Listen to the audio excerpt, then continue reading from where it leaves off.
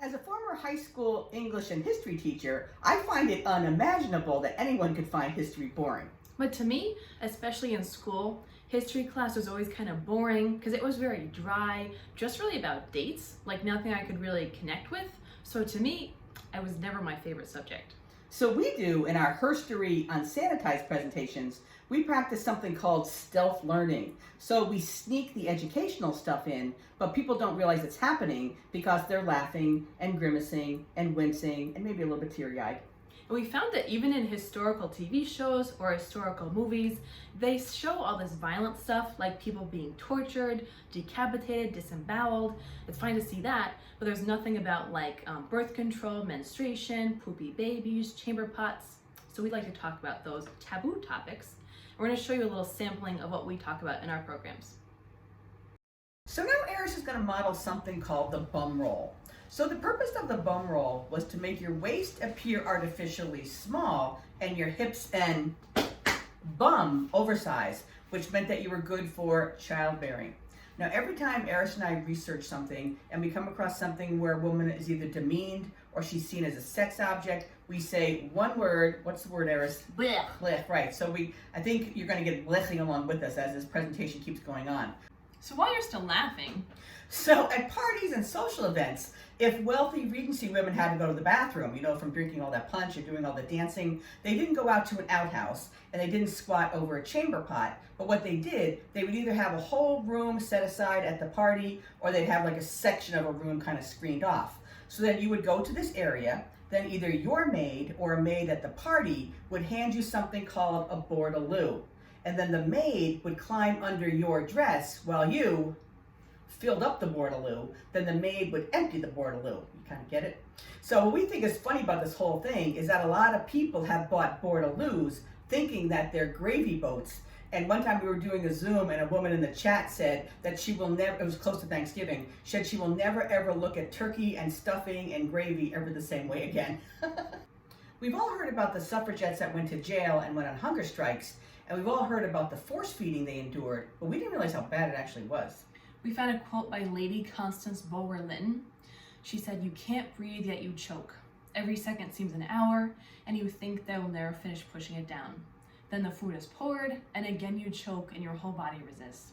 So her treatment caused a heart attack and a stroke, and she died in 1923. And while she was in jail, she carved a V on her chest with a hairpin, which was a Votes for Women symbol.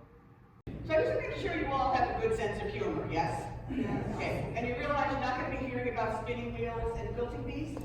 Yes, okay, good. I decided to start asking that because last spring we were invited to speak at Iona College in New York, and we thought we were going to be talking to women's studies majors or American studies majors. Turns out when we got there, we were speaking to business majors. Oh, it gets worse. Not just business majors, they were finance majors. And I think 75% of the audience were 19-year-old boys wearing hoodies. Okay? So, by the way, I like a lot of feedback, so the more you laugh and grimace, the better I do. So, to their credit, when I started speaking, they put their phones away. But the first time I said menstruation, their hoods went up. The first time I said condoms, they kind of pulled those strings on hoodies. And by the time I got to I don't even know what, they were kind of slithering under the chairs, probably wishing they were having root canal or anything losing to this moment. We found this great quote from a doctor from 1757. He said, "Women shouldn't wear pants or underwear because her genitals needed air to allow moisture to evaporate, which could otherwise cause them to decay." But it was okay in cold weather or to protect against insects. So when it finally was worn, underwear was crotchless. So today we still call it a pair of underwear because it really was a leg and a leg sewn together. So maybe I'm just some kind of weirdo, but when I learned this, I wondered, what the heck did colonial women do when they had their period? So would you like to find out? Okay, this one's really good. So for nosebleeds, you could drink whey and eat raisins every day, which I think sounds like kind of pleasant. Or the other remedy, and listen to everything you have to do, and remember your nose is already bleeding. So you have to heat up a poker till it's red hot, then hold it under the nose. Then soak a linen rag in vinegar, burn it, so sometimes you have to set a soaking wet thing on fire, then blow the ashes that are left over up your nose with a quill. So how would you even do that?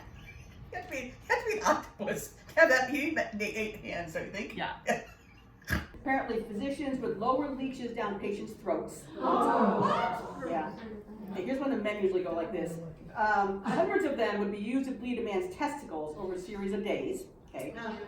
Leeches were applied to the vagina to help relieve sexual excitement. I had a lady sitting right here one night. She said, "Yeah, that would do it."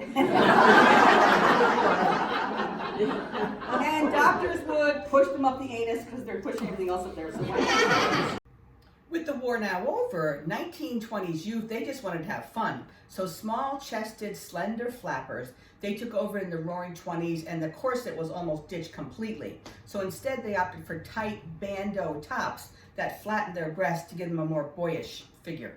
So here's a bandeau I'm gonna put on.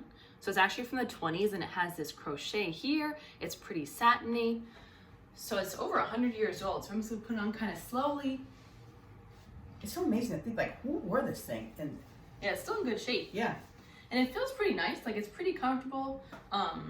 Nice material. So, and it's pretty cool how the straps are. They're kind of like off to the side there instead of being like normal, like up there. I wish you could say, like, we're not into sewing, but I wish you could see this crochet stuff across the top. And obviously it's handmade. It's really, really pretty. In the Victorian era, tight corseting exerted 22 pounds of pressure on the internal organs. So Eric and I have been saying that for a while, and then we realized, okay, we got to come up with a way to demonstrate this. So this used to be our favorite point in the talk when we were still doing things live. So we would ask for a volunteer, and hands would be raising. Then we call up a woman, and I'm laughing because it's kind of funny, because then we'd have her lie down on a table in front of us. And they all were very good sports about this. And then 5 pounds at a time, we put bags of potatoes on the woman's stomach. So at 5 pounds, 10 pounds, they would say, okay, that's not so bad. But by the time we got to 15 pounds, and then we had it perfectly measured that it was 22 pounds, they all said, wow, this is getting kind of uncomfortable. And all of them, without any prompting from us, they all said, you know, I'm just lying here on a table with potatoes on my stomach. Can you imagine if I had to go about my daily day? So if you're feeling a little desperate during all this lockdown stuff, maybe you want to try that one night, put 22 pounds of potatoes on you, see how it feels? Woohoo!